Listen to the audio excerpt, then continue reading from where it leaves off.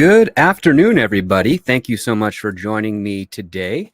Um, Great news came out this week with regards to the Directors Guild of America having reached a deal with the Alliance for Motion Picture and Television Producers. And today I'm going to discuss some of those details with you all and also what this means for the industry. Now, before we get into that part, one of the things I need to kind of preface is the fact that when it comes to the problems that we're kind of facing with our story, with our story, with our stories, with our franchises, and so forth, while a lot of people definitely feel that it is actually coming from the writer's side of things, which I don't dissuade, of course, against. The fact of the matter is that while the writers may have their ideas and good stories or bad stories, they aren't the actual ones that finance, produce, and release it. It is in fact the studios that are doing this. So regardless of like the quality of product that is coming out, unfortunately, it is all really rested on the shoulders primarily of the studios who have selected those writers with their bad takes to be distributed, to be produced and distributed to without Hollywood. And so the enemy, if you want to word it or view it that way, isn't necessarily the talent. It's not the writers. It's not always the directors. It's not always the actors. It's essentially the people that are financing this. And what we have right now, especially with regards to these union strikes, is a pushback against those that are financing it because, number one, they're financing the stuff that is actually harming the industry. And number two, they're also trying to shortchange the very people that would facilitate their peculiar methods with how they proceed with these stories. And one of the aspects with regards to what these strikes entail is to basically say, well, give the writers a little bit more say in what they're doing, a little bit more influence in how the product that they are being paid to do is produced, and the quality is overseen, and hopefully maybe that will go into the direction that the studios want. Of course, unfortunately, all the unions are completely not addressing the actual core of the issue, which is the fact that they're skewing away from the merit base and the quality of storytelling and going into what is essentially low-hanging fruit, talking points, fads, and so forth, that is currently circulating in the social consciousness right now, thinking that that is actually going to resonate in the same way that some of the greatest stories that we have had in our species resonated at the time that they're released. And that's not exactly what ends up being true. It's going to be a hard lesson for a majority of people in the industry to understand. And any of them that do understand are probably, like myself, in a position where if they were to protest this with their actual face, they would essentially be blacklisted from the industry, in which case they would have to find other means of work that is no longer in line with the passions that got them here in the first place. So I wanted to lay that information out to you all first, is that yes, we can definitely blame writers for writing bad stuff. Absolutely. That's always going to happen. I have written terrible stuff that I would never want to share with the world.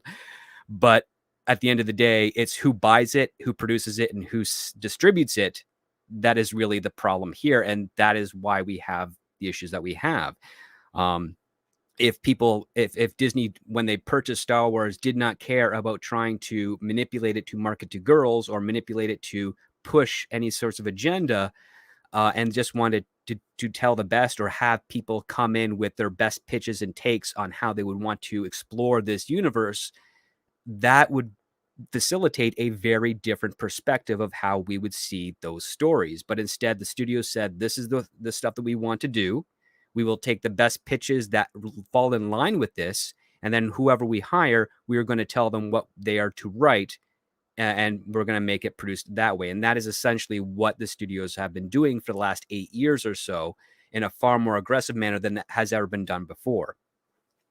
So this is one of the things that I like to stress, especially when it comes to writing. It's also a great writing tool, which is how do you solve a problem? You don't just patch up on the result.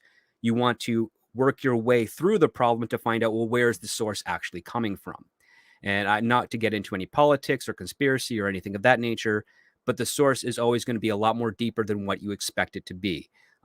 Just acquiescing to the fact that the writers are on strike and therefore we're not going to get any good quality stuff is a bad equivalence, because that's not always the case. There are good shows out there. The sad fact is that marketing is not what it used to be. You finding such good shows, for instance, we've got Primo, we've got Yellowstone, we've got 1923. Unfortunately, those two are from Taylor Sheridan, and there will be some more Taylor Sheridan talk later in this stream. But those aren't those are the few and far between. And if we don't support them and we don't try to get people to try and find them, I mean, it's essentially just the digital walkthrough of the video store as opposed to commercials on television. And if you're not a cable cutter or whatnot, you're not going to be seeing them as often as you'd expect. So trying to find good quality stuff comes through friends, family, word of mouth, as opposed to the traditional commercial advertising model on television, movie theaters, radio, internet ads, etc. Those are not done in the same way that you'd expect them to be to find hit shows that people really, really like.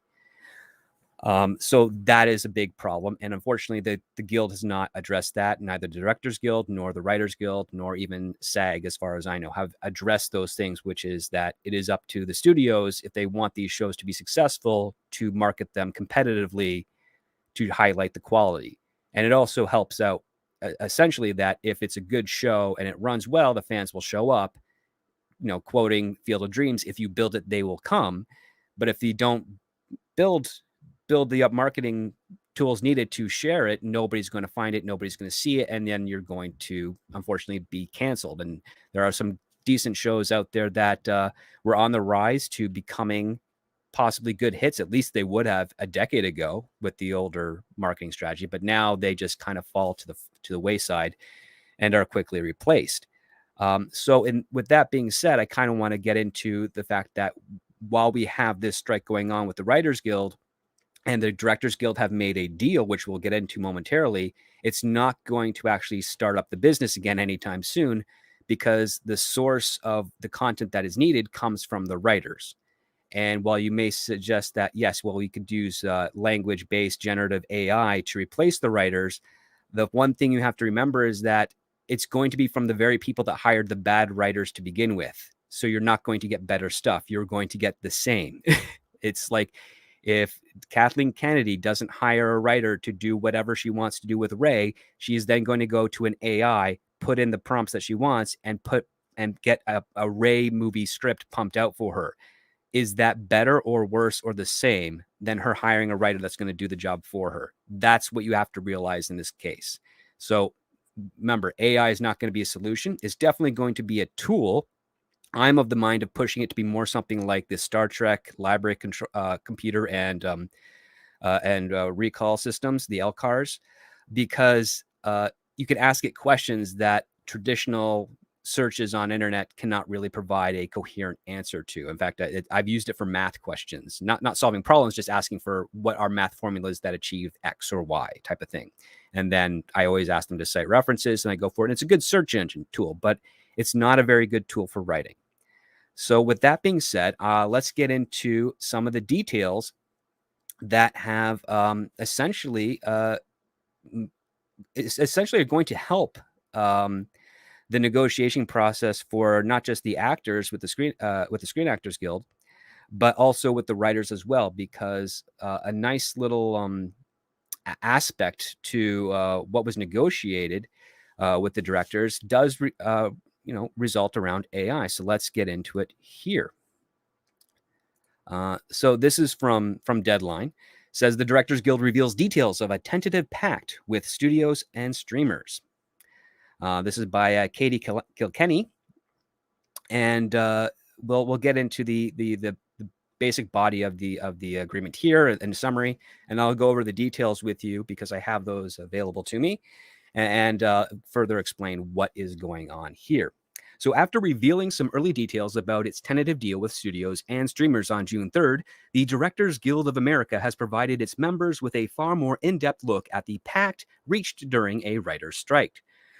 A summary agreement sent to members of the 19,000-strong union on Wednesday provided some concrete information on the deal's key gains and attempted to sell its merits to members who will now have until late June to vote on the proposed agreement. One of the deal's hyped achievements is a new formula for foreign SVOD residuals that is based on platforms' numbers of international subscribers. Thanks to the formula, the largest streaming services will be obligated to pay $89,415 in residuals for 1-hour series for the first 3 years of use, representing a 76% increase in foreign residuals and a 21% increase in general. Global residuals for SVOD films with budgets of at least $13 million increased 34% to $232,250 for the first 3 years, and residuals for titles that remain on streaming platforms for 13 years increased to $168,773, a 28% rise. So this is actually a really good win, not just for the directors, but also as an example for the writers, as we're getting a pretty substantial increase in residuals that are based not just on the normal ad revenue that's going on with the distribution internationally, but also subscribers as well. So this is kind of paralleling a little bit of what the old network model was, which is how does the Nielsen generate what shows are popular? They have boxes distributed throughout the country. You become a Nielsen family, and if you're watching the shows, that's eyeballs on the shows, essentially akin to subscribers. And it's basically saying these are potential customers that you can market commercial ads to gain additional revenue for your show and for the network in general, or even for the affiliate, however they want to do it. So that is essentially a parallel model that's being incorporated here for the directors as well, getting them some pretty significant cash for doing the work that they do as it's being distributed to new media forms. The piece goes on. No other specific examples were provided, but the union says the new formula increases residuals on all platforms and builds for the future, as platforms that are gaining worldwide subscribers will necessarily have to pay DGA members more as a result. Additionally, the union claims that the deal's highest tier SVOD residuals improves on its standard network serial residuals. When it comes to the deal's language on the regulation of artificial intelligence, the tentative contract specifies that generative artificial intelligence is not a person and that work performed by DGA members must be assigned to a person. So this is really important piece. This is essentially saying that work that is relegated to directors and the director's crew and what they're due has to be performed by human beings or a person. I don't know what the difference is. I would equate both of them, unless, with the rumors of all that new alien stuff that's been going on by recent whistleblowers is true. Perhaps, maybe we will get other species working in the entertainment industry. If they're not there already, whatever they're doing, But that's for another stream, ladies and gentlemen. Excuse me. So what this is basically saying is that if the Alliance for Motion Pictures and Television Producers have agreed that AI is not a person and that all creative work has to be done by people, it goes into the WGA's negotiations with regards to regulating AI, basically saying that only written work by a person should be used with regards to what is being produced. And that it will be a very good talking point for the WGA when they return to negotiations after the SAG-AFTRA negotiations are concluded. And that is basically what they're saying. I mean, the union is in place in Hollywood, at least. The unions are in place for two reasons. One, to make sure that the people that are qualified for work can work, and two, to make sure that they get paid. And while the technology is growing and does have the possibility to replace writers to a degree, the idea that's going to do it outright in the very near future is still a fantasy at this point. The one idea is the fact that until programmers can figure out a way to create an artificial intelligence or any sort of computer program that can imagine something from nothing, humanity is still going to be the superior creative force in the world. That's not saying that you can't manipulate it or use it as a tool to kind of improve visuals or special effects, but getting down and dirty with regards to characters, understanding human emotion, the randomness that can come from humanity, the whole spirit of things is going to be something that is beyond what current programmers who are trying to force this AI technology to reach that singularity point is not going to be able to achieve. This was discussed in a debate in the 70s where I keep forgetting the man, but Hill was part of the name of him. He was a psychology professor at Oxford University, if I'm not mistaken. And he basically said that there is a bridge between the mechanical and the biological that cannot be built. And that stems from essentially imagination. You can do a hypothetical thing where you can put say an AI robot body in a cave all alone. and check in on it 30 years later, and it will still be in the exact same position you left it. Whereas if you're to do the same thing for a child, they will eventually crawl out because they'll have to look for food. They'll have to look for shelter. They might even start doing cave paintings. Who knows? There's an instinctual requirement there that even if you were to try to program it into the AI, they would achieve it so quickly that they'd just return to a basic arrested state. And that's the big problem. How can you not have that be a result when you're programming it based on simulating what human people do, as opposed to the instinctual need of what it means to survive? And this is why we had some really great science fiction works from Ray Bradbury, from Isaac Asimov, Harlan Ellison, and so forth, addressing, especially, oh my gosh, why am I forgetting the author of Dune right now? Frank Herbert, especially with Frank Herbert, because there are certain things that just right now are a mystery to us as a species that a machine is most likely not going to be able to solve. But it doesn't mean that it can't get us closer there eventually. So coming back to this part here. So it says, when it comes to the deal's language on the regulation of artificial intelligence, the tentative contract specifies that the generative artificial intelligence is not a person and that work performed by DGA members must be assigned to a person. Moreover, employers may not use G.A.I. or generative artificial intelligence in connection with creative elements without consultation with the directors or the DGA covered employees. And top entertainment companies and the unions must meet twice annually to discuss and negotiate AI. So this is something that's really great with regards to keeping a rein on things and also preventing such a tool from ever becoming an abuse. Ideally, that is the goal, is to prevent it from being abusive, because that is one of the things that you have to be really, really mindful of, especially when it comes to special effects. Right now, in the last 25 years, there is a great set of examples where computer-generated effects and pyrotechnics and whatnot have been abused and overused in a film, and as a result, it is robbing the heart and soul of what could have made those stories far better than what they actually were.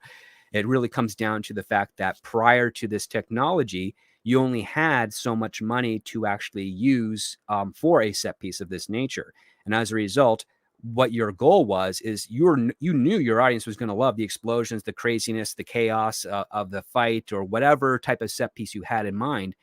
But in order for that to be good and valuable, you had to make everything else around it just as entertaining without having those elements to rely on. And if now we're in this period where you don't need to worry about that, you can always just do those entertaining set pieces. But what we've kind of been seeing over the last decade or so is that while you have those set pieces, the stuff in between is boring and it's empty, and it doesn't elicit an emotional response for you to be invested. So when the set piece actually happens, you're just looking at pretty pictures flashing before your eyes, and you're not really invested, because it's been very rare that you see a movie review or hear from friends and family members, or just the general lines overall saying that, yeah, I watched this movie and I was on the edge of my seat the entire time. I have not heard that from a general audience member for any film in over 5 years at least. It's been a very long time since I've heard that. And I'm talking about a general person. When I hear that stuff from producers in Hollywood all the time prior to the pandemic, like, because everybody just says stuff like that. Like, oh yeah, it's great, it's wonderful, edge of my seat, blah, blah, blah. That's talking points. But I'm referring to the people that actually go see movies, the people that I try to, connect with and have fun with. That's what it is I want to do. So the Guild also explains that the deal's new standard terms for free AVOD platforms like Tubi and Pluto TV, which previously were negotiable, the agreement institutes minimum rates, compensation, and creative rights for high-budgeted scripted shows made for these services with under 20 million subscribers, while residuals are 2% of the employer's gross. So that is a pretty good model to have. So the article now just kind of goes on with more of the details of financials, but I am actually going to switch over to the actual part here, because there's something a bit more interesting to address with regards to the highlights of what they're saying. Some of them are good, some of them are questionable, but it gives you a better idea with regards to what is going on in the state and the mindset of some of the people that are representing the directors, and overall what's going on in the mindset of the industry. So here's the DGA contract highlights for the 2023 to 2026 tentative agreement. So this is very important to note, is that these agreements are always on a renegotiated every 3 years. So regardless of the pandemic, regardless of Hollywood struggling and whatnot, again, these negotiations were unavoidable. They were always going to happen. And it's always going to be that way. If there's a disaster that's going to hit in 2026 and these negotiations go through and you're going to say, oh, this is the worst time to do it, you may be right, but it's not going to change the fact that it was already set, essentially in stone, that this is going to happen this way anyways. So the rest of the world has to, can move on, but this is still going to be what it is. There's nothing that's going to change that. So here's some of the key highlights with regards to general wage increases. More than 13% compounded increase in wages over 3 years. So in year 1, you got 5%. Year 2, you got 4% on top of that 5%. And year 3, you got 3.5% on top of the 4, which is on top of the 5. And they say it's a special note that does not apply to pay TV and HBSVBS video on demand directors. See below for episodic directors. So that goes into high budgeted series video on demand and so forth. So this is what the negotiating committee has said with regards to the description, is that the first 5% annual wage increase and the highest 3-year wage increase in over 30 years. So not since the 90s has the directors gotten an increase in regards to the general wages of where they can start with their negotiations. So for instance, if someone like David Nutter, who typically gets around 10 grand per episode after making a pilot on top of what he normally negotiates, if he negotiates to shoot a pilot for like $1 million, he can now negotiate 5% on top of that $1 million as his base rate, or even higher if he wants to, and then it's going to compound over and over again on re-airs and whatnot for residuals. So that's one of the examples of how they're going to do this. So the global streaming residuals, this is part of the the distribution network of things. They've achieved significant increase in global SVOD residuals. They created a new residual structure that for the first time is based on the number of foreign subscribers. So it's going to play in a little bit more like Nielsen rating viewings. So the more subscribers that you've got on the platform, that's going to factor into your potential audience that you're addressing when it came to normal broadcast. So if a network like NBC says, yes, we broadcast in 200 million homes throughout the United States, that's going to be that's your potential market. And then from that 200 million homes, you then generate, okay, how many people are viewing your hit shows and whatnot. And this would be, I'm using these examples from like the 70s and 80s when people actually watched television normally. I'm just throwing out these numbers as examples for frame of reference. They're not the actual numbers. Please do not quote me on that. It would make both of us look poor in that regard. The largest streaming services will now pay $89,415 for 1-hour series for the first 3 years of use, a 21% increase overall and 76% increase in the foreign residuals. Residual for 13 years of use on the largest services increased by 28% to $168,773, which is some pretty noticeable change. You do a couple of shows in a year, you're going to be making between 90 and 170 grand on residuals per show. So if you get regular work, that's going to be pretty substantial.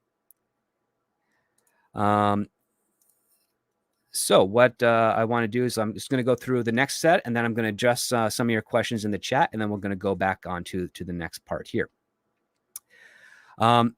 So the largest streaming, the 3-year worldwide residual increase of 34% to $230,250 for feature-length SVOD projects with budgets of at least $13 million. So if you have a minimum budget of $13 million or more, you're most likely going to be able to negotiate a base minimum of $230,250 for as part of your residuals. The new residual structure captures global SVOD growth and ensures the DGA members share in global distribution of their work. New highest tier SVOD residuals far exceed the residuals paid for virtually all network series. So that's a really good bonus for them. As network television is going to be morphing over onto streaming, this is a good new formula to work in that when it becomes the dominant form of our source of entertainment. New residual formulas significantly increase residuals. Increase residuals on all platforms builds for the future. Residuals grow as platforms expand around the world. Increases residuals paid in later years by 85%. So that's not bad. That is very, very helpful with regards to sustaining the people that work on this. Now, this doesn't just apply to directors. This applies to assistant directors and some other people within that directing crew. Excuse me. Now, here's the part that the WGA and the SAG-AFTRA are going to be using to help strengthen their side of the negotiations. The Generative Artificial Intelligence, G.I.A. Duties performed by the DGA members must be assigned to a person, and G.I.A. does not constitute a person. Employers may not use G.I.A. or in connections with creative elements without consultation with the directors or other DGA-covered employees. Mandated twice-yearly meetings with the studios to discuss and negotiate over AI.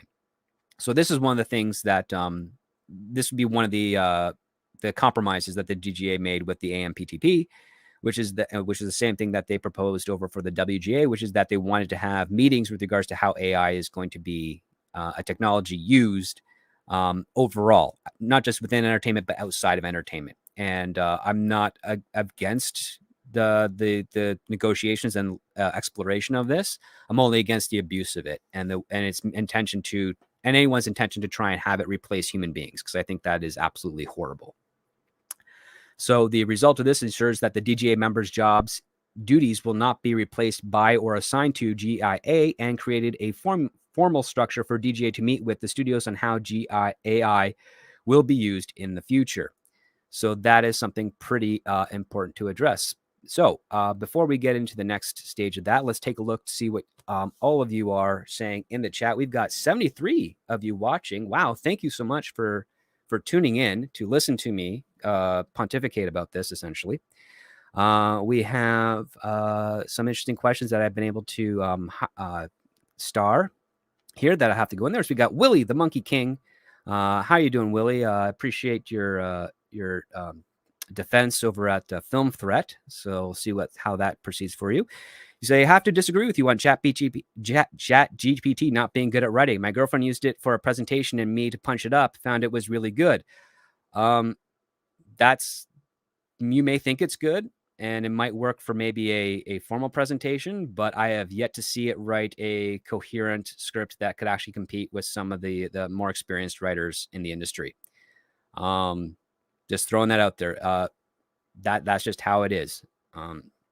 And I've seen the free version. I've seen the next gen version go out. It's actually quite poor. It's on par with a first time writer. And so I would strongly suggest that you can definitely use it for, answering questions or maybe running by some things. But it's better for you to build your own skills up to be a better writer than rely on the crutch that is a computer algorithm that is never going to be better than, well, most likely will not be better than a first time writer out. So that's a whole different argument, but I greatly appreciate the comments there on it. We've got good old Shanatsky. Says the biggest problem is even if the use of AI is banned in the union, the rest of the world is still going to be using it, especially China. Oh, absolutely. That's one of the things that's going to be in there. But here's the other part too. Such a thing is also a double-edged sword. When you build something for AI to replace a inherent skill within a human being, they then no longer practice and develop that skill. And an AI is a power-dependent tool. And if the power goes out and nobody knows how to fix it because they relied on AI to maintain and do it, and something happened, where are they going to be? Again, you cannot sacrifice personal skills for the convenience of an artificial one doing it. One of the things, so I just want to go on with Shinaski says, one of the big examples of specials over script, Solo had the Kessel Run sequence boarded before they even had their script. They already have decided what action will be before the story. Yes, they put the set piece ahead of the story. They also didn't understand what the Kessel Run was, and now that is, I guess, canon in Star Wars. And yeah, their Kessel Run was the most boring set piece I had ever seen. We got Charlie in the chat. Hi, Charlie. Thank you so much for being here. Says it's great that you're willing to do this. No one else is going through this with your level of detail. Well, this is one of the things that I'm trying to share with you all. I want to make sure that if you are interested in this industry, I can provide as much information on how it kind of works based on my own experience. And my experience is just one of thousands. And there's always varying degrees of how that changes and how that's different. So I'm happy to provide and shed with you what is going on. One of the things I constantly stress when it comes to the industry is that does not work like a normal 9-to-5 job. It does not work like a convenience store, a grocery store, a wood shop, a mechanic shop. It doesn't work like any of those normal businesses at all. It is completely foreign to that. Its practices are part art based, part business based, and it's finding that symbiotic relationship has always been a rare pairing. So that's one of the things that you have to kind of remember, is that whatever you think logically works in the Hollywood in a normal job will not work logically at all on Hollywood. In fact, it's almost the opposite will be true. We got Imaginary Number. Says, Script Doctor, hi Script, your insights on Midnight's Edge have been an inspiration for the story of my indie video game project. What do you think is the best way to get a good story if you are on a strict budget? Focus on characters. People come to see characters. In fact, one of the things that I'm working on right now that will be released on my Patreon is the power of choice with your characters to make them more dramatic. Just getting characters across that people can identify with and maybe relate to some of their struggles. And we're not talking like specific relations. We're talking about abstract ones, like, general stuff. Like you go outside and all of a sudden it's raining in the middle of the day and you didn't bring your umbrella. That's a specific one, but it's a general one, basically saying like your plans were thwarted. The otherworldly elements have created an obstacle for you to overcome. That is the general type of thing that you want to be focusing on. With regards to that, just want to bring that out for you. Excuse me. Let's see here. Shinaski says, my own indie experiences, tons of doing nothing, then tons of doing everything. Yeah, that's a good way to describe it. Lots of lunches where there's no food. I've been to those, hate those. Always hate the fact that when you do sit down for the lunch meeting and you order something, you get weird looks from people across the table wondering like, wait, you want to be here longer than however the meeting's going to be? It's like, well, I expected lunch, and lunch means food and talking, but at least for me, not always for everybody, not always for everybody else in the industry. Willie, the Monkey King's music, says, Script Doctor, you bring up a good point about needing to build up your own writing skills, which is why I rarely use ChatGPT. Yeah, that's awesome. Yeah, you gotta work on those skills. Then you also have to push your work out there to get commentary, criticism, constructive criticism. One of the big things about criticism, and this is how you can basically improve, is that the more people you get it out to and you get that feedback back, the only criticism you have to really pay attention to is the overlapping stuff. So for instance, if you send your script out to, say, 200 people, and you're really worried that the romantic part of your love interest story is what's the weakest part, but you get a whole bunch of notes back and none of them address the romantic part, you're then good. But they start addressing the fact that the villain is inconsistent, and that's across all these different people. That is something that you would have to address, because that is kind of considered, that is reinforced criticism. It means all these people from all these different walks of life have identified the same problem in the script that you may not have been aware of. And so for yourself as a writer, you take that feedback in, you take a look at what your script is doing. You take a look at, okay, if my villain is inconsistent, how do I make them consistent? Where's the inconsistencies? Let's take a look at all the commentary with regards to what those inconsistencies are, identify them, and then address it in a revision, and then put it out there again, hopefully. And then you just keep repeating that process a few more times until you feel confident that the notes that are coming back, if the notes are coming back and they all have very, very different things and none of them overlap, then you're probably in a good space, because now it's just individual preferences as opposed to generals. And the generals are what's going to make or break your story. The specific stuff is really just personal taste.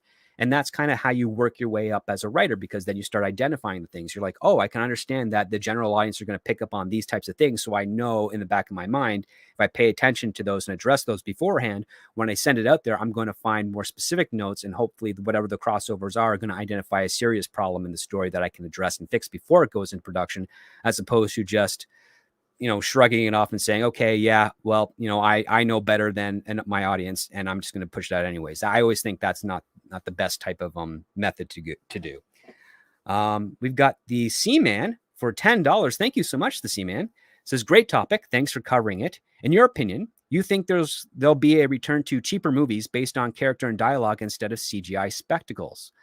That's a really great question. I would like that to be the case. I don't know if that is going to be the case. Really, the only way that will change is when the industry actually starts paying attention to any of the smaller production companies that are trying to build up a studio that are making hundreds of millions of dollars on that model. So Jason Blum over at Blumhouse, he started that with the horror genre. He was making $2 to $10 million horror films, some good, some bad, but he was getting them out there, but they were each bringing in over $100 million. So he was making money hand over fist with those films, and he was able to experiment a little bit by keeping the budgets low. Now, recently, he is partnered up with Comcast, NBC, and Peacock to do the Exorcist stuff, and they've thrown a ton of money at him.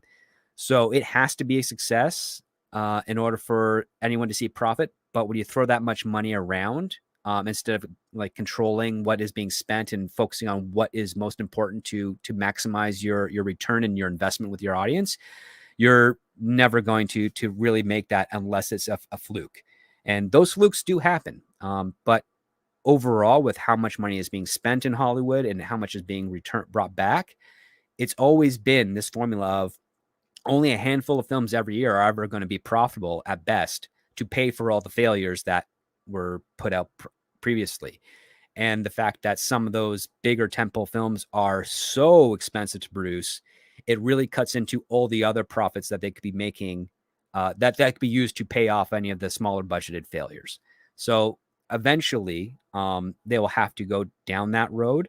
There is a huge swath of producers that hate the tentpole films as they have become now.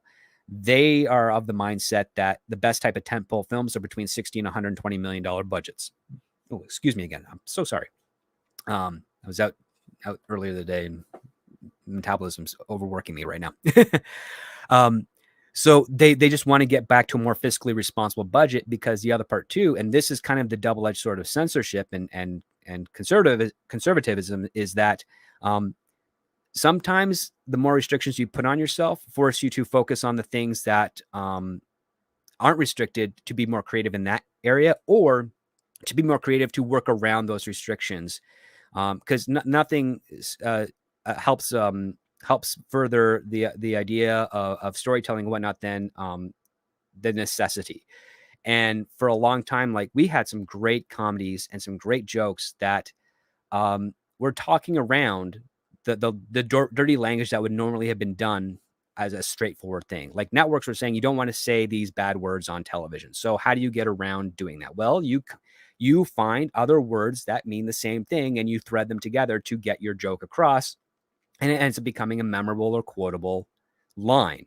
And that's usually that's kind of the benefit of it, is it challenges the creative person to say, okay, I get it. You don't want me to be on the nose with the F-bomb or what have you. So we'll just call it knocking boots. Knocking boots was a term, or the horizontal limbo, whatever it is. Like, you're coming up with creative allegories to get across what it is you want. And that's actually a very useful thing. It's a useful skill to develop. It's when they start going overboard, they have to be very conscious of. And I also think that if studios were more mindset to say, listen, we only are going to give you enough budget for 2 set pieces, and one's going to be at the first act turning point, and the last one's going to be the climax, and that's all you get. So you better make everything in between that really, really freaking good, because that's what you kind of want for your audience. You want that stuff. There's a lot of great moments in Star Wars that are not them shooting TIE fighters and stormtroopers.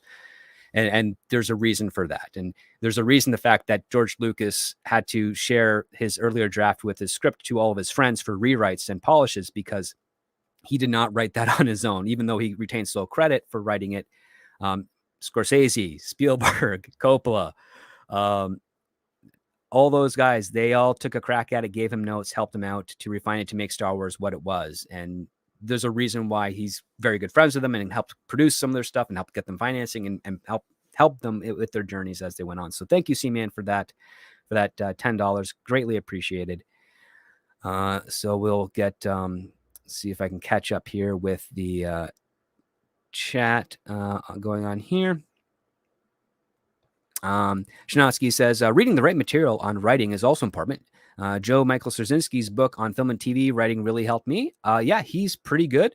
We'll see. Hopefully he's not lost too much of his skill set with the way the industry kind of manipulates and pushes people. It's very, very hard to keep growing over that. So let's yeah, that's just kind of the way it is. I know a lot of great writers that kind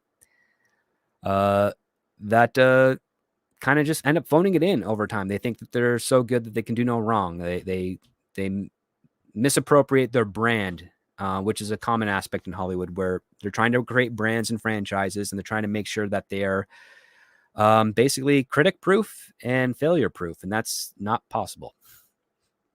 Excuse me. We got Neil in the chat. Hi, Neil. Says, agreed, script. Less is more with regards to spectacle. For example, Jurassic Park benefited this a lot because the tech was so new. It was new. So the script needed to be really good to keep audiences invested. Yeah. And it was also one of Michael Crichton's stories. He has a great trope of using theme parks that go awry. I really loved his original Westworld film. There was a great science fiction movie that was done on the cheap and is really engaging even to this day. So let's go back a little bit and see the next part, which is the free to consumer ad supported streaming services and some of the benefits. And you're going to be, I will preface this, you're going to see some very interesting aspects coming in a little bit later on this tentative deal that the DGA will be voting on. So we'll get into those now. So we've got high-budgeted scripted programs made for AVOD, fully covered by SVOD contract standards, including compensation minimums and creative rights for services with under 20 million subscribers. Residuals at 2% of employers' gross. So this is something that was one's first ever standards for AVOD projects. Previously, AVOD terms were fully negotiable with no minimums, no creative rights, and no residuals. Now all three apply. So the default beforehand was that you had to be someone very important and very valuable to Hollywood in order to negotiate those three on your own prior to this agreement. Now the union is saying, no, every director who is working should have the option, should have the given, payment for their work, especially if it's being resold over and over again to newer markets, bringing in new income. That work would not exist for them to get those new markets or new income without participation from the director and everybody else involved. So they are entitled to residuals for that because they are contributing to your gross.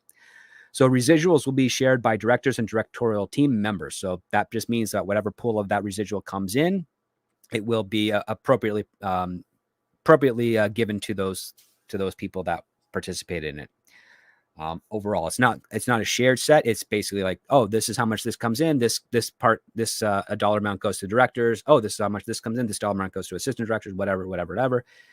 It's already pulled out from the normal of the 2% of the employer's gross. So they have that 2%, and they have already pre-established percentages of what goes to where for that, and that's just how it works for residuals in this part of the deal, or at least that's so my interpretation. I could be a little wrong.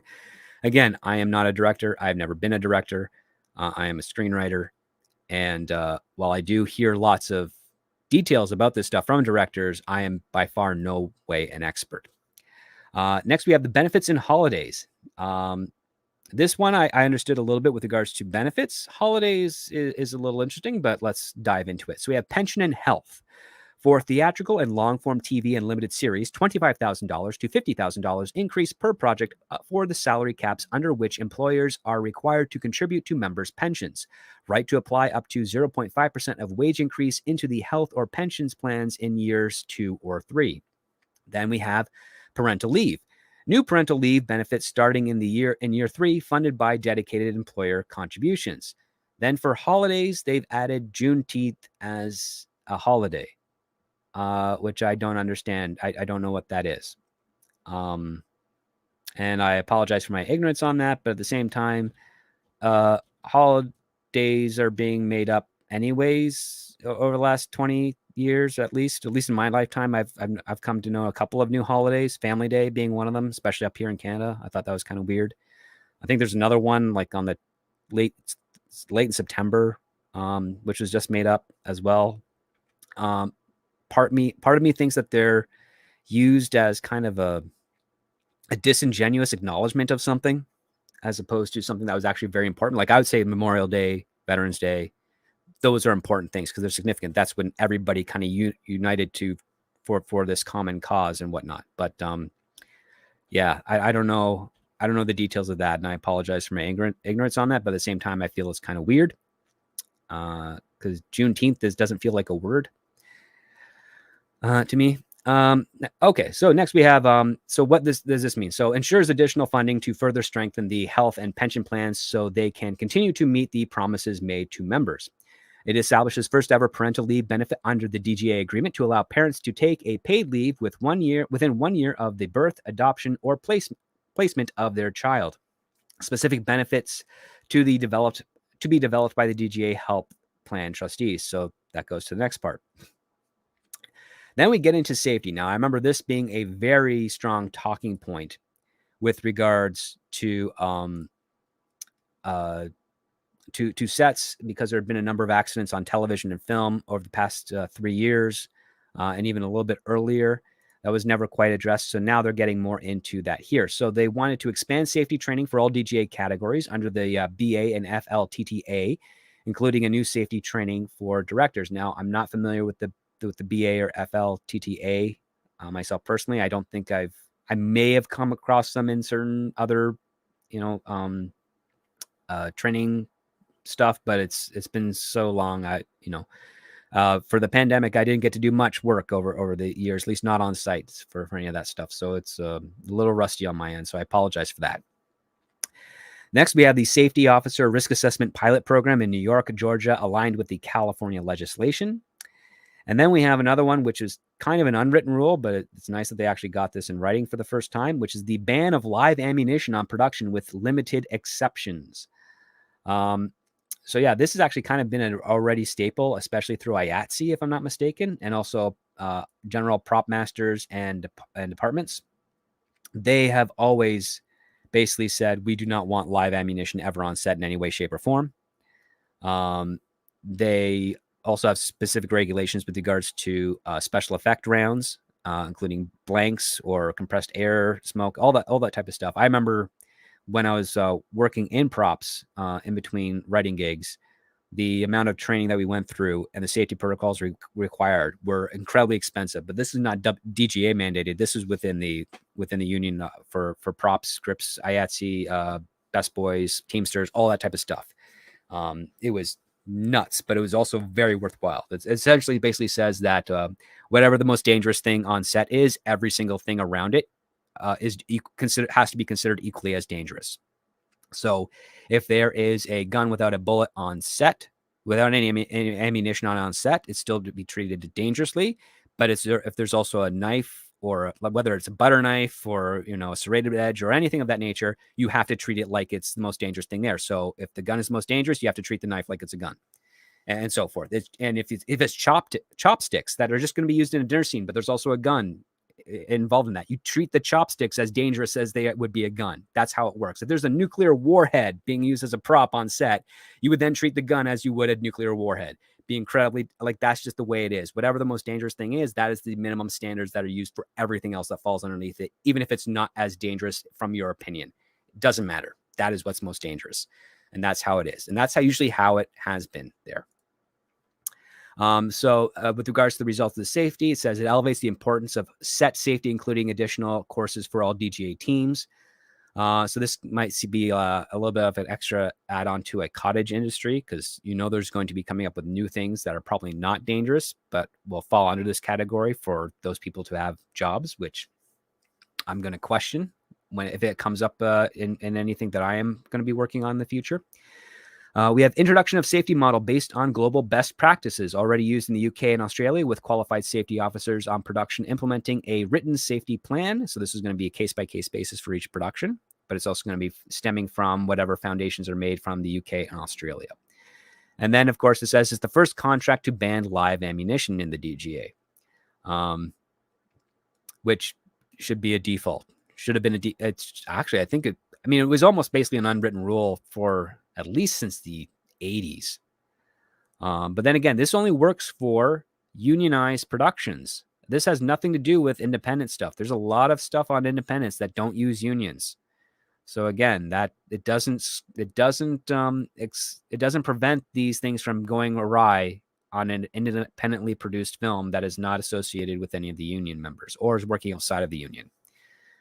So keep that in mind. Then we got episodic directors. So this is for your TV and streaming. Paid post-production days on high-budgeted SVOD and pay TV series. To achieve these additional paid days, wage increases for directors in pay TV and SVOD less than the general wage increases, equaling 6.6% compounded increases over the agreement. So just like what we saw earlier above, year 1, you got 3%. Year 2, you got 2% on top of that. Year 3, 1.5%. So additional crew, creative rights, gains, enhanced restrictions on the use of electronic transmission from the set.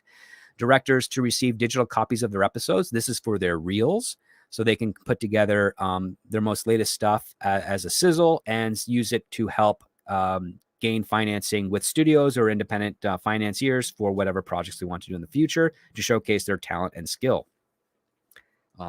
This has always been kind of a difficult part to get on the digital side of things. Getting it on like tapes or Blu-rays or disc, whatever, has been a little bit easier, but still a struggle to a certain degree. This is ensuring that when you are hired as a director, you are definitely going to get a copy of your completed work so that you can use it to sell yourself on future jobs. It also increases notice and opportunity for directors to given casting recommendations. So this gets them a little bit more as a participant with regards to who they are working with actor-wise. In television, the showrunner is typically king. They are the ones that, along with casting directors, make the final decisions on who they are going to use in their shows. In this case here, directors are not going to be given a voice. So if you're going to be hired on as a director to do a number of episodes for a television series, you get to have your input with regards to who you think would work best with how you're going to execute the writer's vision on this show. I'm actually not opposed to this. I think this is great. I think a little bit more voices are better. Maybe if we had a few more voices with regards to some productions on Warner Brothers, we wouldn't have a couple of the disasters with some of their talent as what we've seen with their next few upcoming films. Addition of 1 day to a guaranteed shoot period for 1 hour series made for pay TV and SVOD episodes with budgets over $3.8 million. Increase the intervening day cap maximum from 5 to 7 days and provide 1 day of prep to replacement directors unless shoot is 2 hours or less. So this is actually kind of good. This gives everybody 1 more extra day to work on production to make sure that the show is going to be great. So this compensates for problems like, say, a frustrating actor or a sick actor, a loss of a location, whatever type of disaster that could go wrong that could cause a day and not eat into the insurance days. They're giving 1 extra day so that you actually have the insurance days that you're going to have to make up for that are going to be used for some things later on in the event that they can't do this. So as the negotiating team explains further, first time in the DGA history that the TV directors are paid for post-production, which means they're going to be part of this post-production process. They'll be in the editing suite. They'll be in the sound mixing. They'll be part of looping and all that other stuff that otherwise is either handled by the showrunner traditionally, which has actually been removed recently. And so they're going to be involved to better harmonize what's going on with the production. New rights will enhance directors' roles in post-production and create more collaborative process by directors incorporating producer notes into a subsequent cut. The 2 paid post days plus the additional guaranteed shoot days result in a 28% compensation increase for most 1 hour series made for pay TV or SVOD from $50,764 to $64,960. Guaranteed minimum shoot period for 1 hour pay and SVOD now 9 days. The 8-day guarantee has been the minimum for 50 years. So now they got one more extra day for production. And the first expansion of intervening days since 2008. Now, I believe as a result of this, this is going to give them this might end up having a ripple effect that gives them bonus pay for working overtime. Don't quote me on that yet. But I think that's what it'll end up being. So if you end up going over and into an insurance day or over within your day rate, you're going to get a little bit of a bonus on that. But let's continue on. So for featured directors, they have soft prep, which is a pay of $5,000 per week for up to 10 weeks as compensation once 3 named crew members are employed. Director's cuts period increased from 4 to 10 weeks for made for SVOD features with budgets of $22.5 million. So this is the first steps towards compensating directors for the significant amount of free work performed prior to the official greenlighting of the project. So this is your development window. So if you get a notice of intent from a studio that they want to go into development, the moment that you as a director have 3 crew members or more employed with you to facilitate this development, the studios are then required to pay $5,000 per week for up to 10 weeks for, as you're developing this. So that gives you basically a ticking clock of 10 weeks to get this thing in motion so that it can achieve green light, and then you can get right into the ground floor production. And I think that's pretty good because I know a lot of directors that spend, 2 to 3 months trying to get their project over that threshold, and they're not making any money on that. In some cases, they're losing a lot of money, and they have to try and recoup that quickly through rushing with the production to sort of collect certain monies and per diem and whatnot, and pay off whatever they expense prior to that. And that's from the lower tier side of things. From the higher tier side of things, it's usually not an issue because the directors usually have their own production company that has their own finances that are funded by whatever they made off of previous films. And so they use that to pay. So it's not hurting themselves directly. But from this is going to help make things a little bit more useful to up and coming directors that don't have that infrastructure at hand. So now the director's cut period is higher budgeted SVOD movies, now equivalent to the cut time for theatrical features. So we've got a little bit of a balance there. Let's see here. Going on to the next part. Apologize, ladies and gentlemen. 1 hour reduction in the workday for most assistant directors, which results in extended day payments being triggered 1 hour earlier. Oh, okay. So here's some of the overtime stuff I was speculating on. Increases in wrap time in the studio from 1/2 hour to 1 hour. So this is part of the safety, the results for safety. So instead of rushing to wrap up everything and you only have 30 minutes to kind of pack up everything and close down your set, you're now allotted 1 hour, which means that you're going to be paid for that full hour to make sure everything kind of winds down safely, everything's stored properly, tagged, recorded, locked, secured until you come back the next day for work. So they're suggesting that this will either result in shorter work days or significantly increased extended day payments. So you'll either have a slightly shorter work day or you'll be making overtime for the hours that you have normally been doing, prior to this negotiation. So if you're working a 12-hour day and it's being reduced by 1 hour to an 11-hour day, but you're still working the 12-hour day, you're going to get an hour overtime pay, it looks like to me. Next, we get into the politics side of things. Diversity. Creation of new joint guild employer diversity and inclusion committee and regular meetings with studio executives to improve representation in theatrical features. Expand obligation by studios to create more hiring opportunities for additional underrepresented groups, including people who identify as the alphabet stuff, and people with disabilities. They are hoping that this strengthens and expands employer commitments to adopt more inclusive hiring in feature films, broadening efforts to apply to all historically underrepresented groups, and guarantee episodes for television development diversity program participants by most of the major studios. So I'm not seeing anything here based on whether or not the targeted groups want to do this. Because I'm worried about the standards and if they try to make this a quota-based thing as opposed to a merit-based thing, because one of the shocking aspects of the industry that you'll kind of have is that if you're really good at something and maybe you're missing a leg or an arm or have any other type of form that would be considered a disability, the studio will still hire you. If you're the best grip gaffer, if you're a director with no legs, they don't care. They just want to make sure that you can do the job, that you're the best. And I think that's the better aspect of it. The best argument you can make in support of this is basically saying that, well, if there are people in the industry that would use these things as excuses to not hire someone that is qualified, now they can't. But I don't know if there's really an honest take on that anymore. I'm sure it is somewhere, but I have not really seen it so much. But I'm also worried about the abuse of the inverse, where people who maybe not be qualified or on the path of doing it are being pulled up ahead of their own rate of progression and at the expense of someone that is also just as good or if not better because they need to do some sort of quota aspect of it. So this is a point of curiosity for me. I think there needs to be more exploration in this. And I think just trying to pull people into something, if they're going to try and pull people into something that they're not ready for or not interested in, I think that's going to be a disservice to the very perspective they're trying to hold as being an equal opportunity employer. So that's going to be interesting. Now we've got the non-dramatic terms. So minimum terms and conditions will apply for high budget variety, quiz, and game and all other programs made for subscription streaming. Pay will increase from 150% to 200% for work on holidays and the seventh days for all associate directors and stage managers.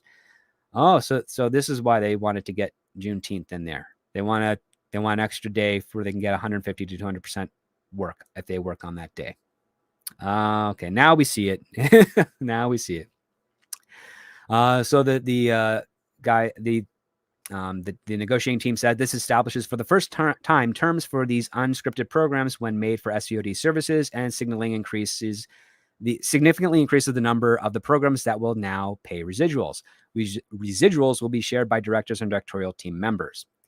So that is the basic terms. Everything else is just a written letter with regards to what those details are that we've already gone over. This is what they managed to negotiate. Now, aside from a couple of the weird diversity things, this is actually a pretty good deal, I would say. And if the Writers Guild can use this as a foundation for arguing their own terms, they could actually get some really great deals out of this. So let's take a look and see what some of you guys are saying in the chat. We have the C-Man who says, what about squibs with regards to ammunition? Well, squibs aren't ammunition or don't qualify for ammunition. They're not supposed to use gunpowder or any things of that. They're actually supposed to use compressed air. At least nowadays they are. The ones that I've worked with were compressed air. They're really cool. So we'll see what happens. Right now, not many people like to use squibs. They just think it's a lot cheaper and easier to use digital squibs or digital shots. I'm not a big fan of it, but maybe it'll get better one day in the future. For now, I like the old school stuff because actors can actually act off of a squib a lot better than they can anything else. We got Loki from Loki's Mornings of Mischief. He's like, how about the guarantee year off after a project because you're worn out? Oh, that's not in there? Directors do that anyways. They do. Guillermo del Toro, Peter Jackson, they take time off. They do that. You got to be a workaholic.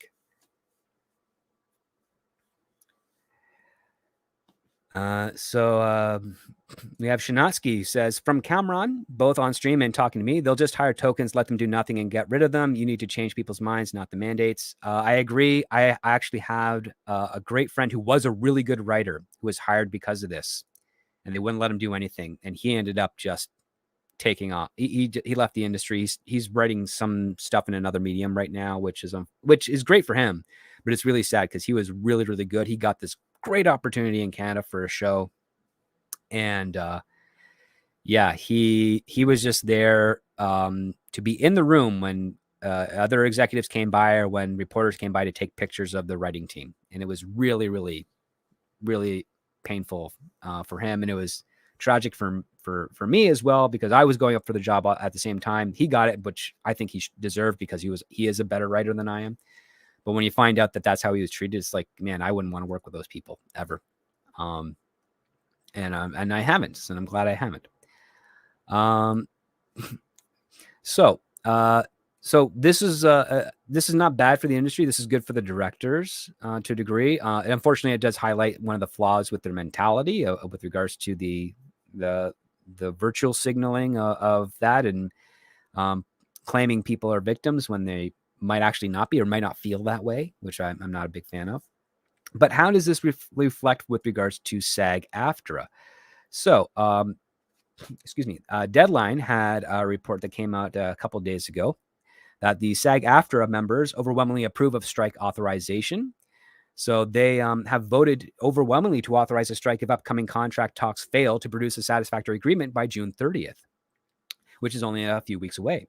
The vote revealed Monday was 97.91% in favor, with nearly half of eligible members, 47.69%, casting ballots. According to the union, nearly 65% of eligible members voted. The vote comes just 2 days before the Guild will begin bargaining for a new contract with the Alliance of Motion Picture and Television Producers, 2 days after the Directors Guild reached their tentative agreement, which we just went over, and 35 days into the ongoing writers' strike. Now, what's actually quite interesting with regards to the writers' strike, now that we're at 35 days, and the WGA is suggesting that approximately $30 million a day is being lost by the studios, that would just roughly the math, that would make essentially say that the studios have lost $1 billion in revenue opportunities so far, as we're closing in on the 40-day mark, which means that it goes, another 35, 40 days, that's $2 billion. And back in 07 and 08, I think they lost $2 billion over the course of those multiple months. So as you can see, they're losing more money now than they were over a decade ago. So following the SAG-AFTRA vote, the AMPTP said this evening in a statement that we are approaching these negotiations with the goal of achieving a new agreement that is beneficial to SAG-AFTRA members and the industry overall. The strike authorization votes have been tabulated, and the membership joined their elected leadership and negotiation committee in favor of strength and solidarity, said SAG-AFTRA President Fran Drescher of the Nanny fame, and also did a nice little spot in Spinal Tap. You should look out for that. Great classic film. She goes on to say, I'm proud of you all who voted, as well as those who were vocally supportive, even if unable to vote. Everyone played a part in this achievement. Together, we lock elbows, and in unity, we build a new contract that honors our contributions in this remarkable industry, reflects the new digital and streaming business model, and brings all of our concerns for protections and benefits into the now. Bravo, SAG-AFTRA. We are in it to win it. Excuse me. They go on to say that we have the chief negotiator, Duncan Crabtree, and Crabtree Ireland, saying, I could not be more pleased with the response from the membership. This overwhelming yes vote is clear statement that it's time for an evolution in this contract. As we enter what may be one of the most consequential negotiations in the union's history, inflation, dwindling residuals due to streaming, and generative AI all threaten actors' abilities to earn a livelihood if our contracts are not adapted to reflect the new realities. This strike authorization means we enter our negotiations from a position of strength so that we can deliver the deal our members want and deserve. Our goal in this negotiation is to ensure our members working in film, television, and streaming new media can continue to earn professional living with a contract that honors our contributions, said Drescher and Crabtree Ireland wrote in a booklet that accompanied the ballots. We need a contract that will increase contributions to our benefit plans and protect members from erosion of income due to inflation and reduced residuals, unregulated uses of generated AI, and demanding self-taped auditions. I'm just going to skip to the part here where they go, the union wrote, it is entering into these negotiations in good faith and demanding a fair deal with our members from the AMPTP. We hope and expect they will respond in good faith. While the union's leadership, national board, and negotiating committee members regard a strike as a last resort, we believe we must be ready for any eventuality and have all the leverage possible in order to secure the best deal. So SAG-AFTRA hasn't struck the film and TV industry since the merger of SAG and AFTRA in 2012. Their last strike against the studios was in 1980, a 95-day walkout that established contract terms for pay TV and video cassettes. The Guild's negotiating committee and national board unanimously recommended membership approval of the strike authorization. So that is what's going on with regards to the actors. They are going to fight against any sort of abuse with regards to their rights. Ironcaster says unable to vote. Yes, that would mean that during the voting process, they were most likely at work or looking for work or a part of the audition part, or were unable to get their ballots in time. So that's basically what it usually means. In some cases, you might be on a closed set or in a closed area off for a while, and you weren't able to submit your ballot in quickly enough to do that. Excuse me. Neil asks, will force majeure take hold? That might actually. It's already 35. It's already plus 35 days on the writer side of things. I already know some people have lost some deals as a result that is already being argued by force majeure. And the other part too, which is that when if and when the actors go on strike, that'll just further allow them to cut any sort of deals that they have, which they might think now are bad deals as opposed to earlier. So that is something to consider. Namons, the ReTuber, doesn't residuals change over time anyways? And even if interest in the media goes away? I don't understand that question. Residuals are always renegotiated, and the residuals aren't static. They are timed. Their percentages are timed for the distribution of the work, which is why you have possibly heard stories of people saying, "Oh, I worked on this television show 20 years ago, and recently I got a check for 2 cents." That is the value with regards to the residual. The percentage is still there. It's just that when something is so overly used, it loses value.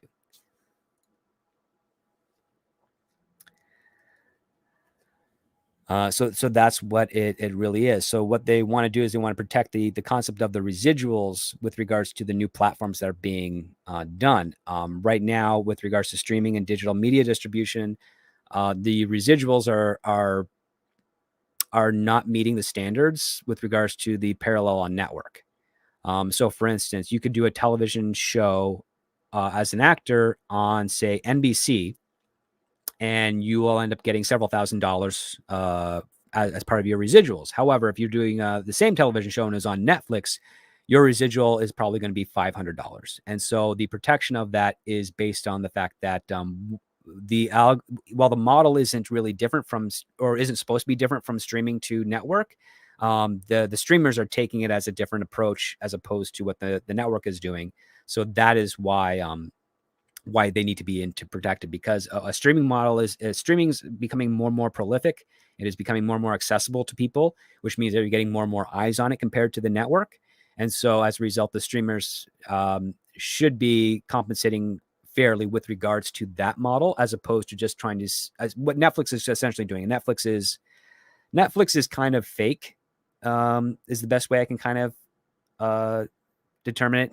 So Netflix borrows a lot of money. They license a lot of things that drive people in for subscriptions. Their subscribers and what they contribute through the subscription cost is essentially a collateral that they borrow against. But Netflix doesn't actually make any money. However, they're a really good tool for other studios who want to license to them, because that is consequence-free money in a sense.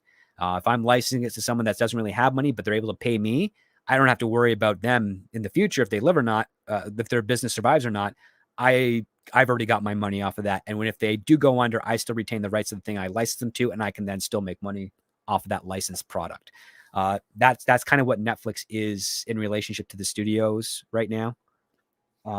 They're just a place to get kind of consequence-free money. What's sad is that the studios are kind of only realizing that now, because for many years, Netflix would boast, massive viewership, massive revenue and subscribers and whatnot, without actually reconciling what the expenses were. And as a result, the studios thought, oh, wait, we need to get in on this as well. So we'll create our own streaming services so that we can get all these subscribers, all this revenue. But they didn't actually really get knee deep into how the operating costs and bandwidth and all the maintenance would factor into it. And when they did, they tried to mitigate that as small as possible in order to make it sustainable. But they're still several years out from that being the case. But because they're several years out from being the case, and they know that it's going to eventually become sustainable, they are going to commit to it. The only companies that are not, the only streaming services that are not going to survive are going to be the ones that don't have enough financial backing to weather the transition from cable and network to streaming. But it's going to happen. There was an article a few weeks ago where accountants at Paramount said that, yeah, Paramount Plus isn't going to see a profit for 4 to 5 years. But guess what? They just admitted that it's eventually going to see a profit, which means that Paramount would be stupid to try and cut ties now on it. It's basically go the distance, weather the storm, as it were. And once they do start to see profit, ideally the industry will have another creative shift, and hopefully it'll be a better one, and they'll start actually gaining a lot more profit than they would otherwise expect. Neil asks, do you think these streaming companies are going to resort to foreign entertainment as a means to keep content coming on board if this strike keeps going? They've already started, and they've never not avoided it. They always try to get in some degree of foreign content because they need something to fill the gaps in with regards to their normal schedules. And sometimes things get delayed. Sometimes things get canceled in the middle of production, or who knows what sort of things. A million things have to go right. Only one thing has to go wrong for a film or television show to not meet a release date. So yes, again, if there is interest in those foreign shows there, that might bleed over into the Western audiences. Excuse me. The studios are definitely going to explore them as an option. There's no reason for them not to. In fact, one of Netflix's models that they have internationally is they can tell which films do well in their domestic markets, and they can also gauge through little experimentation to see which of those films work well outside of their domestic markets, and then eventually push them in bigger markets internationally to gain in viewers. So it's kind of like a shell game of cycling and moving shows and movies around from place to place. Studios have been doing that all the time. I mean, networks do that too. How often have you turned on ABC and you didn't see a Disney movie playing, but you saw Die Hard on there for like a movie night special? Again, it's just a exchanging of things. They do that, and there's nothing inherently wrong with it. It's basically just diversifying their catalog options for their client base. And you never know, if something like Squid Game hits, someone else might have something similar to that they can market to another streaming service, and they'll go ahead and finance that. That's how it is. Hollywood does two things. They set trends by accident, but then when that trend is set, they follow it until it's burned out. And that's just kind of the nature of the game. And speaking of someone that might be burning out, we've got the very talented and overworked Taylor Sheridan, who, for those of you that are following my Patreon, already should know a little bit about this television show, as I reviewed the pilot script in the early days when I launched. The Paramount Plus has dropped the official teaser for their latest Taylor Sheridan show called Special Ops Lioness, which will be debuting July 23rd. And it stars Zoe Saldana, Layla d'Olivier, Michael Kelly, Morgan Freeman, and Nicole Kidman. And Special Ops Lioness is inspired by an actual U.S. military program. It follows the life of Jo, who's played by Saldana, while she attempts to balance her personal and professional life as the tip of the CIA spear in the war on terror. The Lioness program, overseen by Caitlin Mead, who's played by Nicole Kidman, and Donald Westfield, who's going to be played by Michael Kelly, enlists an aggressive Marine raider named Cruz d'Olivier to operate undercover alongside Jo among the power brokers of state terrorism in the CIA's efforts to thwart the next 9/11. So this is an interesting show. I read the pilot. I thought it was pretty decent to a degree. One of the things that Taylor Sheridan is quite good at doing is soap opera formula within more kind of masculine framework of things. Here we have a reconciliation with that. We've got some women that are military trained, being used to infiltrate organizations to identify targets for either extraction or possibly termination. If you want to get interested in what this show could be prior to when the pilot airs, you can sign up to my Patreon. Link is pinned in the description, and it comes with a 7-day free trial. And you sign up to that, you can scroll back and see the Lioness review And I also had permission to share that script as well from one of the producers at the time. And they have not asked me to take it down. And I think this would generate some good interest for the show, because if you're a fan of Taylor Sheridan's other stuff, you might quite well enjoy this. We also have the last millennial in the chat. It says, script, shouldn't the main character in the movie be actively making decisions throughout the movie instead of reacting to what's happening around them? Isn't proactive always better than reactive? They work in tandem, actually. You don't want them to be passive, but you want them to be active, following their motivations. And those motivations and those actions have to have consequences. And those consequences have to elicit an action or reaction from your main character. It's a very symbiotic relationship. It's part of the cause of effective writing. You can make them incredibly proactive, but if they're not reacting to anything around them, then they are just going through the motions, in which case you're no longer exploring a character-driven story. You're exploring a traditionally plot-driven story, where the character is just doing events for the sake of doing events, as opposed to actually having any motivation behind them. Now, that's not to be conflated with another form of character-driven story, which I don't think is truly character-driven. It's actually kind of character self-aggrandizing, where they're sitting in rooms talking about each other or themselves, or talking about other characters that are not on screen, or maybe that is sitting directly across from them. That is not character development. That is wasting your time. So that's very different. The Seaman asks, script, why were TV seasons cut from 22 episodes down to 8? Seems like longer seasons would be better for streaming. Money. The other part too is that sometimes a lot of writers that are getting opportunities to pitch and selling their show ideas to studios, the ideas aren't detailed enough, or detailed enough, essentially, to warrant 22 episodes to be told. It's just the way it is. The other part too is that 22 episodes, or 26 as it used to be, is quite stressful and a lot of work. And you also open up opportunities for a lot of filler episodes or potential bombs. Not everybody can deliver excellent episodes consistently for 22 stories back to back. So it's just the way it is. Some writers have acknowledged that for themselves. It says, I can work on a 22 episode show, but out of those 22 episodes, only 8 of them are going to be great. So I might as well just do the 8. And I don't think it's the greatest method. I like the challenge of that. And I also like the fact that 22 episode season assures that you're working a minimum of 22 weeks. And then the other part too is that you're giving an audience 22 stories of characters that, if they deem them worthy enough to invest in, they're going to get the most out of that. But it usually comes down to money. It usually comes down to the fact that the studios can control a little bit more of the marketing. And it's kind of trying to reconcile the fact that, if they have this idea that's for a movie, but it's too big for a movie, well, we can turn it into a show, but it's not big enough for a show. So we'll just reconcile it with, a little 6, 8, 12 episode series. So that's kind of what they want to do. Robot Shlomo, hey Rob, how you doing? Says, you don't want the main character to be a guest star in their own movie. That is also true.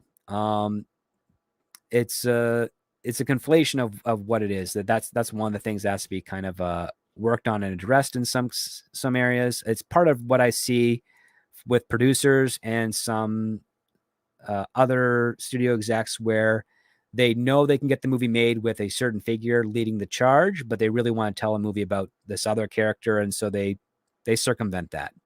I don't think it's very clever. I think it looks kind of silly, but I know why they're doing it.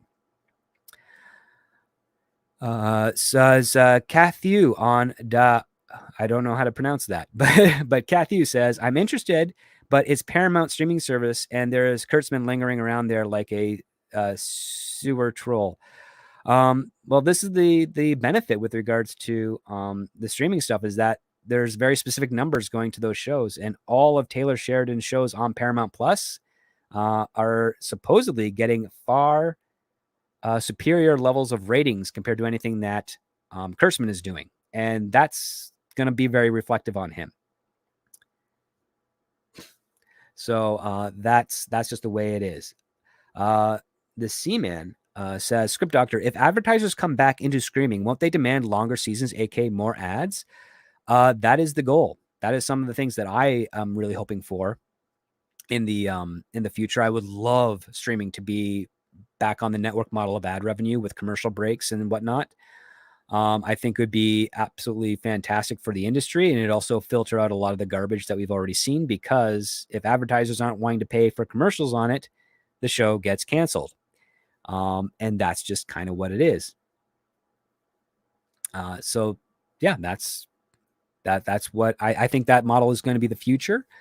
I think Peacock, they already have that model in place. And even though their content is quite low on the totem pole with regards to circulation, which has been the case for NBC for decades anyways, it's almost like their claim to fame is how they haven't had a hit since the 90s. They have a more sustainable model. And I think the only thing that's going to hurt them a little bit is this The Exorcist type of thing going on. So there is that to consider. But I mean, we've already started seeing other studio heads announce that they're going to be going to a more ad-based options at a lower cost for consumers. And I think that's going to be a good direction. And we'll see how that we're going to take care of that. We've got Neil says commercial breaks are also encourage writers to really try hard, because usually I've seen audiences tune out from a series after an ad break if it isn't good. Well, that's the other part too. One of the formatting aspects of writing is that if you are approaching a commercial break, you kind of want to end on a cliffhanger. You want to end on something that's going to bring people in, or keep them around, at least when the show picks up. That has been kind of a struggle for a lot of people in film and television since the streaming model came up, is that you don't really need that part. It's there's no commercials, so you're watching like a mini movie, and it's all the way straight through. But they're losing the fun aspect of being able to retain and hold the audience's attention. So yeah, that is pretty much it, going over the details of what's happening here. It looks like the SAG has got some good foundations to get what they want, especially considering the fact that the AMPTP has acknowledged that generative AI and AI in general is not a person and therefore cannot create. So we'll see how well that works out for them. I wish all of my friends that are actors and part of that union a very prosperous deal as a result of that. Whatever happens, happens, but you guys have my support. And the only thing I ask in return is get your heads out of your butt when it comes to social issues. Just work on acting. Work on acting. You've got the talent. Leave the rest behind. That's how I would advise them.